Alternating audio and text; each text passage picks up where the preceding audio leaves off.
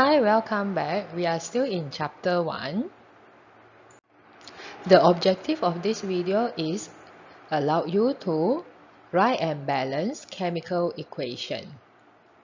Okay, when you want to balance the equation, you have to make sure each element must be same at both sides. So this both side is referred to reactants and product. Okay, we only can adjust the coefficient. Basically, coefficient is the number in front of the formula like this, which circle is green color. 2, so this one have no number, basically is referred to 1, and this is also the same. Okay, then never try to change the subscript, because the subscript in the chemical formula is part of the formula, at where we cannot change the formula. If you change the subscript, means that you change the formula. This slide shows a few symbols that always used in the chemical equation. S represents solid, L represents liquid, G represents gas, AQ represents aqueous. If a substance you write above the arrow, it is represent catalyst. After the chemicals, if the chemicals formula, if there is an arrow pointed up, means that it is escaping gas. While the triangle here normally is at the bottom of the arrow, which is represent heating, while the arrow pointed down after the chemical formula, it represent precipitate. Basically in bahasa we call mendakan.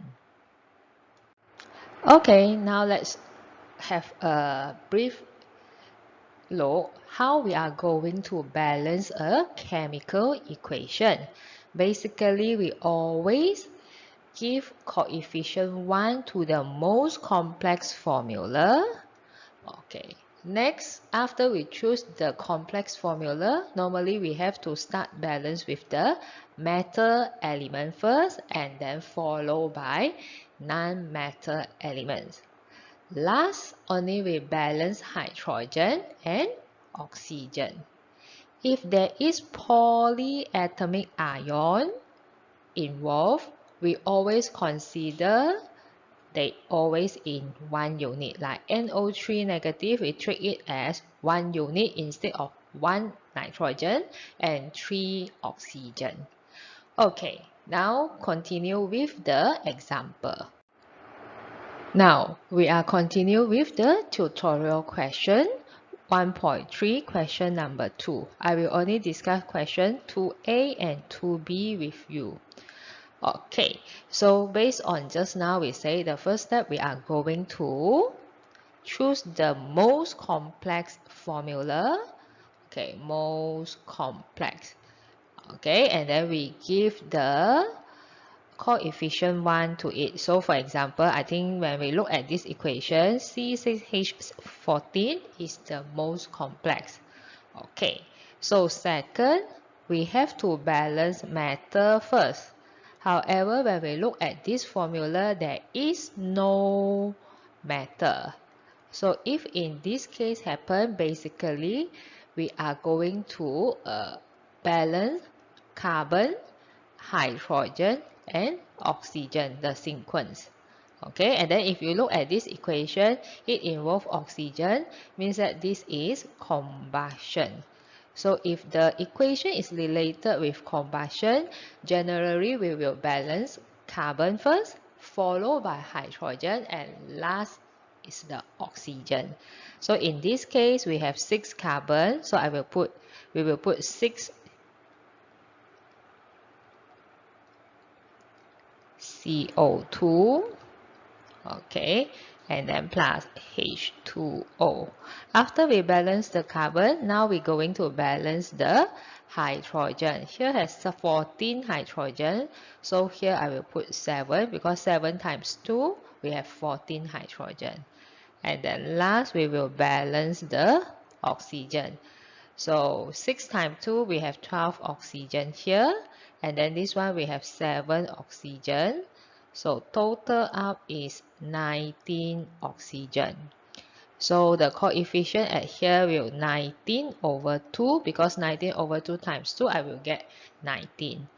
Okay, so this is the one that we follow. Okay, if we follow the step, let's say if there is no metal, then we will lastly balance hydrogen and oxygen. So in this case, means that we have to balance carbon first. Okay, repeat again. Generally, if you notice that the equation is involve combustion process at where one of the reactant is oxygen, the sequence that we want to balance the equation always is carbon first, followed by hydrogen, last is oxygen. Okay, now let's proceed to 2b. Okay, first step, we choose the most complex and put the coefficient as 1. So in this form, this equation, I think this is aluminium sulfate is the most complex. Okay, second, we balance metal first. Okay, so based on here, have 2 aluminium, so I will put 2 in front of aluminium. Okay, next we will balance SO4. So just now we say if SO4, 2 minus, we consider it as polyatomic ion, and then we always treat it as 1 unit. So in this case, we will think that there is 3 SO4. So in front of H2SO4, we will put 3. Okay, so then now we are going to balance non-metal element, which in this case is hydrogen. So 3 times 2, 6 hydrogen, and then here have 2 hydrogen, so here I will put 3. So this is the balanced chemical equation for question B. Okay, now it's your turn to answer question 2C and 2D. And this is the answer for question C and question D.